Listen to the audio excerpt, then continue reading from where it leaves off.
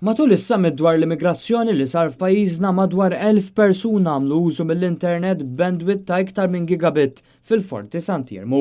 Madwar 490 persuna oħra fl-istess waqt ħadmu permezz ta' Wi-Fi f'kull sala taċ-ċentru tal-Mediterran għall-konferenzi kif ukoll f'partijiet komuni. Biex dan seħħ il-kumpanija Go installat fiber cable ta' 4.2 km matul il-Forti Sant'Irmu.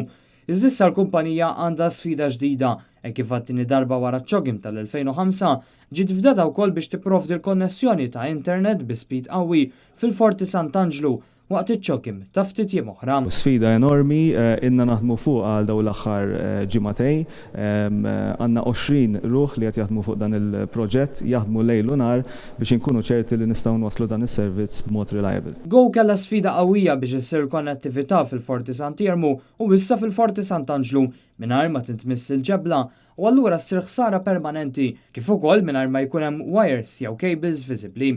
Biex tħejja ċogim Go qed tinstalla 125 konnessjoni ta' internet bi speed qawwi li jilħqu sa' gigabit jew aktar f'postijiet differenti f'Malta.